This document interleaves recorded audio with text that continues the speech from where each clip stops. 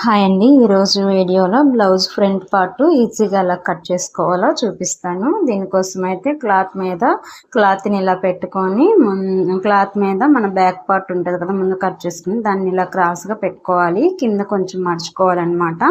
తర్వాత షోల్డర్ నుంచి శంఖ వరకు యాజ్ ఇట్ ఈజ్ అది ఎలా ఉందో అలాగా డ్రాయింగ్ గీసేసుకోవాలి. తర్వాత మన బ్లౌజ్ పార్ట్లో ఉన్న ఫ్రంట్ పార్ట్ని ఇట్లా పొడవు తీసుకోవాలి. షోల్డర్ దగ్గర నుండి డాట్ దగ్గర పట్టుకొని ఇట్లా పొడవు అయితే తీసేసుకోవాలి. ఫ్రంట్ పార్ట్ పొడవు డాట్స్ పెట్టుకోవాలన్నమాట. ఇప్పుడు మెడ నెక్ కూడా సేమ్ షోల్డర్ దగ్గర నుంచి ఉక్సలు పట్టిది పట్టుకొని ఇట్లాగా సేమ్ బ్లౌజ్ మీద ఇట్లా పెట్టి రౌండ్గా తీసేసుకోవడమే. కొంచెం ఎక్స్ట్రా పెట్టుకోవాలి ఖర్చు కోసం.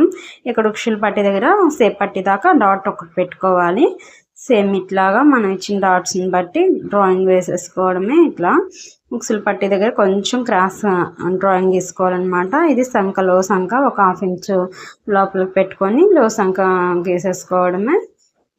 ఇంకా ఇలా కట్ చేసేసుకోవాలన్నమాట. మొత్తం చాలా ఈజీగా నేర్చుకోవచ్చు. మీరు వీడియో చూస్తేనే సగం అర్థం అయిపోతుంది. ఈజీగా కట్ చేసుకోవచ్చు, ఎటువంటి డౌట్ లేకుండా వస్తుంది. ఫ్రంట్ పార్ట్ అయితే ఇదిగోండి. ఇప్పుడైతే సేఫ్ బెల్ట్ అనమాట.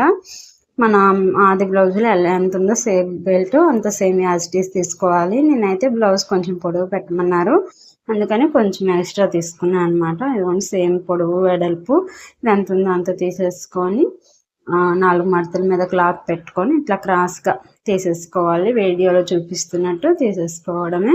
కట్ చేసుకుంటే ఇంకా సేఫ్ బెల్ట్ కూడా ఎదురు పార్ట్కి వచ్చేసినట్టే.